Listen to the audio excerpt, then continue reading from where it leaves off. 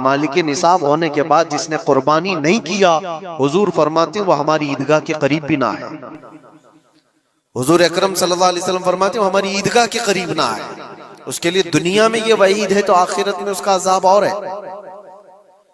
تیسری چیز جو پروپیگنڈا کیا پھیلا ہوا ہے قربانی کو لے کر، ایک بہت بڑا پروپیگنڈا ہے اسلام کے خلاف۔ کچھ بھی بات پھیلانے کے لیے لوگوں کو صرف ایک چھوٹی سی سوئی چاہیے کہ ان کا ایک پھیلایا ہوا یہ پروپیگنڈا کہ لاکھوں ہزاروں اینیملز اس میں کاٹ دیے جاتے ہیں، ذبح کر دیے جاتے ہیں، خون بہایا جاتا ہے، اس کا حاصل کیا ہوتا ہے؟ جیوت چیزوں کو مار دیا جاتا ہے۔ میرے عزیزوں، لوگ یہ باتیں تو صرف اور صرف اسلام کے خلاف کرنے کے لیے پھیلاتے ہیں، جبکہ میں آپ کو بتاؤں دنیا کے تقریباً مذاہب میں قربانی کا کانسیپٹ موجود ہے۔ اکثر دینوں میں وہ الگ الگ انداز ہے، کہیں بلی چڑھانا ہو گیا ہے، کہیں دیوتا کو کچھ پیش کرنا ہو گیا ہے۔ قربانی کا کئی جگہوں پر یہ کانسیپٹ موجود ہے، لیکن کوئی اپنے گریبان میں جھانکتا تھوڑی نہ، دوسرے کے گھر میں جھانکنے کی عادت زیادہ ہوتی ہے۔ اسلام کی قربانی لوگوں کو نظر آتی ہے کہ مسلمان جتنا پریکٹیکل ہے اپنے دین پر، دنیا میں کوئی بھی اپنے دین پر اتنا پریکٹیکل نہیں ہے۔ کوئی بھی اپنے دین پر اس طرح پابندی سے عمل کرنے والا ملتا نہیں۔ جلن اسی بات کی تو ہے کہ کوئی پوسٹر نہیں لگاتے، کوئی اعلان نہیں کرتے، اور جمعہ میں پوری صفیں ان کی بھری نظر آتی۔ کون تمہیں پرچار کر کے جمعہ میں بلاتا ہے؟ وہ خالق کائنات کی طرف سے تمہارا جو لگاؤ ہے، وہ جو تمہیں کھینچ کر گھروں سے مسجدوں میں لاتا ہے۔ فتنوں کا دور ہے، اس کے باوجود جمعہ میں کوئی بھی مسجد ایسی نہیں ہوگی جو خالی پڑی ہوئی۔ مسلمان آج کے دور میں بھی اپنے دین پر عمل پیرا ہے، اور یہ تکلیف کا سبب بن جاتا ہے دوسروں کے لیے۔ اسی طرح قربانی کے ایام آتے ہیں تو کچھ ماڈرن خیالات والوں کو لا کر کے ہمارے درمیان پیش کیا جاتا ہے۔ وہ ایسی میٹھی میٹھی باتوں کے ذریعے سے تمہیں لبھانے کی کوشش کریں۔ اتنے پیسے خرچہ کرنے کے، 40,000 کا 50,000 کا بکرا لینے سے بہتر ہے کسی غریب کو مدد کر دیا جائے، کسی کا گھر بنا دیا جائے، کسی کا راشن پہنچا دیا جائے۔ میاں وہ سال بھر ہم کرتے ہیں الحمدللہ، قربانی کے دنوں میں ہی کیوں؟ اللہ کے نبی صلی اللہ تعالیٰ علیہ وسلم کی حدیث سن۔ حضور پاک صلی اللہ تعالیٰ علیہ وسلم فرماتے ہیں قربانی کے دن، یعنی ذی الحجہ کی 10، 11 اور 12، یہ 3 دنوں کے اندر حضور فرماتے ہیں کوئی عمل دنیا میں قربانی سے زیادہ اہمیت اللہ کے نزدیک نہیں رکھتا۔ کوئی عمل اللہ کو اس سے زیادہ پیارا نہیں ہے قربانی۔ اور ایک بات میں آپ کو بتاؤں، لوگ ہمیں ظالم کی شکل میں پیش کرتے ہیں کہ کاٹ دیتے ہیں، ذبح کر دیتے ہیں۔ ہم اپنی مرضی سے اگر کاٹیں، اپنی خواہش کے لیے کاٹیں تو حرام ہے، اور جس نے خود جان ڈالا ہے اس کے حکم پر کاٹیں تو یہ حرام نہیں ہے، یہ اس کے حکم کی فرمان برداری ہے۔ ایک بات یاد رکھو، جانور تو یہ بکرا ہو، بھینس ہو، اونٹ ہو، جن کی قربانیاں ہوتی ہیں یہ الگ۔ جو مچھلی کھاتے ہیں اس میں بھی اگر کوئی انٹرٹینمنٹ کے لیے شکار کرتا ہے کہ اپنی تفریح قلب کے لیے، تو اس مچھلی کا شکار کرنا بھی حرام ہے۔ ہاں، کھانے کی نیت ہے، تجارت کی نیت ہے، تو مقصد کے تحت اگر مچھلی پکڑ رہا ہے تو اس کے لیے جائز ہے۔ اسلام یوں ہی کسی چیز کی جان لینا اور خون بہانے کا حکم نہیں دیتا۔ اللہ تبارک و تعالیٰ کا حکم ہے، اور اس نے کائنات کو جس انداز سے بنایا ہے، ان جانوروں کو اللہ تعالیٰ نے ہمارے کھانے کے لیے بنایا ہے، جس کی وجہ سے یہ قربان کیے جاتے ہیں۔ اور اگر میں کہتا ہوں سارے جانوروں کی قربانی بند کر کے دیکھ لو، پھر جانور ہی رہیں گے، تمہارا رہنا مشکل ہو جائے گا۔ اسلام کی یہ قربانیاں تو سال میں ایک مرتبہ ہوتی ہے نا، جو ایک دن کی جاتی ہیں، 10ویں ذی الحجہ سے 12ویں کو۔ اگر نوجوانوں میں ایک دعوت دیتا ہوں، جاؤ، آج تو اے آئی کا زمانہ ہے، کچھ بھی پوچھو تو لا کر کے تمہارے سامنے رکھ دے گا سارا ڈیٹا۔ ذرا یہ بھی ڈیٹا نکال کر کے دیکھ لو کہ سال بھر میں KFC میں کتنی چکن ذبح ہوتے ہیں پوری دنیا بھر میں پر ڈے۔ میکڈونلڈ صرف چکن ہی نہیں بیچتا، گائے کا گوشت بھی بیچتا ہے پوری دنیا بھر میں، جس کو یہاں پر بھی بہت سینے سے لگا کر کے رکھے گئے ہیں۔ پوری دنیا بھر میں ان کا استقبال ہے، کیونکہ امریکن کمپنیاں ہیں، باپ دادا کی کمپنیاں ہیں، ان کو کوئی آنکھ نہیں دکھا سکتا۔ اور انٹرنیٹ کے ڈیٹا کے حساب سے پر ڈے 68,000 گائے تو میکڈونلڈ ذبح کرتا ہے۔ پر ڈے کی بات کر رہا ہوں، سال بھر کی نہیں۔ سال بھر ان کا ڈیٹا بہت زیادہ ہے، ملینز میں ہے، اور 1 بلین سے زیادہ چکن وہاں پر بھی قربان ہوتی ہیں جو فرائیڈ چکن کھاتے ہیں۔ یہ تو ایک کمپنی کی بات کر رہا ہوں، ایسی بہت ساری کمپنیاں ہیں۔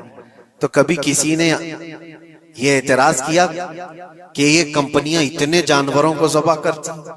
نہیں، بقرعید کے دن سب کے سینگ نظر آتے ہیں، جانوروں کی محبت امڑ امڑ کر کے آتی ہے۔ سال بھر جو قربان ہو رہے ہیں، کبھی کسی نے آبجیکشن نہیں کیا کہ یہ سارے آؤٹ لیٹس بند کیوں نہیں کر دیے جاتے، یہ ساری دکانیں کیوں نہیں بند کر دی جاتی جو سال بھر ذبح کر رہے ہیں۔ ہاں، ہو سکتا ہے میکڈونلڈ یہاں نہیں ذبح کرتا گائے کو، کیونکہ یہاں پتہ ہے حالات صحیح نہیں ہیں، لیکن دوسری جگہ پر جا کر دیکھیں، سب جگہ پر بیف آسانی سے ان کے ہاں ملتا ہے۔ میں یہ باتیں صرف اور صرف یہ اس لیے کہہ رہا ہوں، پھیلایا ہوا پروپیگنڈا کیا ہے؟ جانوروں سے محبت یہ سکھائیں گے ہمیں؟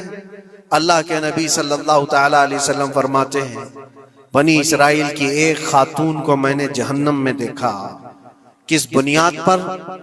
فرماتے ہیں وہ عبادت گزار تھی، زاہدہ تھی، پرہیزگار تھی، لیکن ایک بلی پالی ہوئی تھی، اور اس نے کبھی عبادت کرنی ہوتی تو 2 دن 3 دن تک اپنے کمرے میں گوشہ نشین ہو جاتی تھی اکیلی، اور اس نے اپنی بلی کو ایک جگہ پر گلے سے رسی لگا کر باندھ دی، اور 3 دن تک وہ اپنی عبادت میں رہی، مصروف رہی، اور 3 دن کے بعد اسے خیال آیا تو جا کر دیکھی بلی مر چکی تھی۔ حدیث پاک میں، صحیح حدیث ہے، اللہ کے نبی صلی اللہ علیہ وسلم فرماتے ہیں صرف اس بنیاد پر اللہ تبارک و تعالیٰ وہ عبادت کرنے والی عورت کو جہنم میں بھیج دیا۔ جو میری مخلوق پر رحم نہیں کرتا وہ رحم کے قابل نہیں ہے۔ یہ سکھائیں گے ہمیں جانوروں پر رحم کرنا؟ ہم جس جانور کو ذبح کرتے ہیں وہ اللہ کے حکم سے کرتے ہیں، اس کے علاوہ کسی بھی جانور کو ظلم کرنا، اللہ کے نبی صلی اللہ تعالی علیہ وسلم کی حدیثوں میں سے یہ ہے کہ جانور پر ظلم کرنا ذمی پر ظلم کرنے سے بڑا ہے۔ اور ذمی کیا ہے؟ ذمی وہ جو مسلمانوں کے ملک میں امن کے ساتھ رہنے کے لیے ریکویسٹ کیا ہوا ہو اور اسلامی حکومت اسے امن دی ہوئی ہو، اور اللہ کے نبی صلی اللہ علیہ وسلم فرماتے ہیں مسلمان پر ظلم کرنے سے زیادہ بڑا ظلم ذمی پر ظلم کرنا ہے، اور اس سے بڑا ظلم جانور پر ظلم کرنا ہے۔ یہ میرے آقا کے فرمان ہے، نبی اکرم صلی اللہ علیہ وسلم نے فرمایا، اور رحمت للعالمین ہے۔ اور ایک بڑی بات میں آپ کو بتاؤں، جو یہ پھیلایا جاتا ہے کہ جانوروں پر ظلم ظلم، سیدنا امام غزالی رحمت اللہ تعالی علیہ کی ایک بات میں پڑھ رہا تھا، حجت الاسلام، جن کی کتابیں پڑھ کر کے لوگ اللہ کے ولی بن گئے۔ امام غزالی کا نام سنا ہے؟ اتنی کتابیں انہوں نے لکھا، تصوف کے امام ہیں، علم کلام کے امام ہیں، منطق کے امام ہیں، فقہ و تصوف کے امام ہیں، بے شمار علوم و فنون کے دریا بہائے ہیں۔ اس حجت الاسلام امام غزالی رحمت اللہ علیہ کے انتقال کے بعد ان کے بھائی نے ان کو خواب میں دیکھا اور پوچھا، آپ کے ساتھ اللہ نے کیا معاملہ فرمایا؟ امام غزالی فرماتے اللہ نے مجھے بخش دیا، میری لکھی ہوئی کتابیں، میری عبادتیں، ہزاروں کو جو میں نے پڑھایا وہ شاگرد، یہ ساری چیزوں کی وجہ سے نہیں، بس ایک کام کی وجہ سے۔ پوچھا وہ کون سا کام؟ کہا ایک بار میں کتاب لکھ رہا تھا اور سیاہی میں قلم ڈبو کر کے لکھا جاتا تھا، اور سیاہی جو بنتی تھی وہ پھلوں کے رس سے نکال کر کے، اور لکڑی کا قلم اس میں ڈبو کر کے لکھا جاتا تھا۔ تو میں لکھ رہا تھا کہ ایک مکھی آ کر سیاہی پر بیٹھ گئی، میں اپنا قلم روک لیا کہ ہو سکتا ہے وہ پیاسی ہو، پی کر چلی جائے۔ کافی دیر تک وہ مکھی اس سیاہی پر بیٹھی رہی اور پی کر کے جب وہ اڑ گئی تو پھر میں اپنا قلم چلاتا رہا. یہ بات تو زندگی میں آئی اور گئی، میں نے تو اس کو چھوٹا سمجھا تھا، لیکن میری موت کے بعد رب تبارک و تعالیٰ نے مجھے اٹھا کر فرمایا جس نے میری چھوٹی مخلوق پر رحم کیا بس اس نیکی کی بنیاد پر میں تجھے جنت عطا کرتا ہوں. ایک جانور پر رحم کرنے کی بنیاد پر، ایک جانور پر رحم کرنے کی بنیاد پر. اور حدیث پاک میں، صحیح حدیث پاک میں یہ بھی ہے، ایک طوائف تھی جس نے مرتے ہوئے کتے کو بچایا تھا پانی پلا کر، اور اس بنیاد پر اس کی بخشش ہو گئی. طوائف تھی اور رحم کیا جانور پر تو اس کی بخشش ہو گئی. میں اسلام کی وہ چیزیں تمہیں بتا رہا ہوں جو دنیا تمہارے سامنے یہ چیزیں لانے سے عاجز ہے اور قاصر ہے. یہاں تک کہ اللہ کے نبی صلی اللہ تعالیٰ علیہ وسلم نے فرمایا جانور پر اگر تم نے ظلم کیا ہے تو جس طرح سے ظلم کرو گے قیامت کے دن یہ اپنے سینگوں کے ساتھ، اپنے کھروں کے ساتھ اٹھے گا اور اسی طرح سے اس کا بدلہ بھی دلایا جائے گا. وہ تمہیں مارے گا قیامت کے دن اور بدلہ لے گا. یہ بھی حدیث پاک میں. جانور پر ہمیں اس کے چہرے پر مارنے کا حکم نہیں ہے، اس کو اس کی طاقت سے زیادہ بوجھ ڈالنے کا حکم نہیں ہے. اللہ کے نبی صلی اللہ تعالیٰ علیہ وسلم کے پاس ایک صحابی آئے، اونٹ پالتے تھے. کہا ایک اونٹ بہت سرکش ہو گیا ہے، اور جب اونٹ سرکش ہو جاتا ہے نا کسی کی کھوپڑی کھینچ لیتا ہے. ہاں وہ اسی وقت سر کو پکڑ لیا تو آدمی وہیں ختم ہو جائے. وہ کسی کے قابو میں نہیں آ رہا تھا، حضور کے پاس آئے. رسول پاک صلی اللہ علیہ وسلم نے فرمایا چلو میں چلتا ہوں دیکھتا ہوں. صحابہ کہتے ہیں حضور جب چلنے لگے تو ہمیں خوف ہوا، ڈر ہوا کہ یہ اونٹ بدک گیا ہے، سرکش ہے، کہیں کچھ نقصان نہ پہنچا ہے. اور تنہا میرے مصطفیٰ صلی اللہ علیہ وسلم آگے بڑھتے چلے گئے.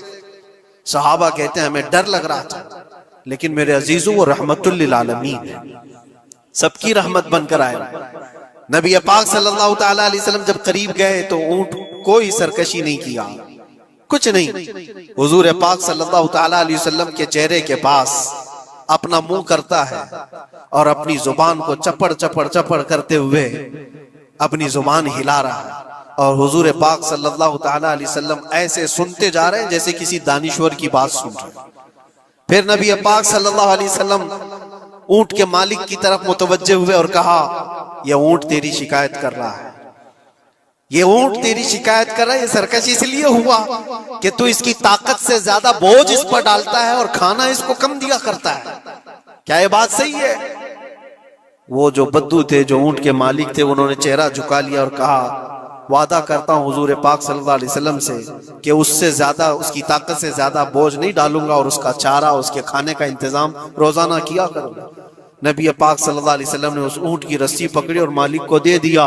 پھر وہ اونٹ اسی طرح تابعدار ہو کر نکل پڑا. یہ اسلام میں میرے آقا صلی اللہ تعالیٰ علیہ وسلم کا عدل تو دیکھو. ان کی طاقت سے زیادہ کا بوجھ ڈالنے کا حکم نہیں ہے. اور دنیا یہ پروپیگنڈا پھیلائی ہوئی ہے کہ یہاں جانوروں کو کاٹا جاتا ہے. جو ذبح کرنے کا حکم ہے وہ اللہ کے حکم سے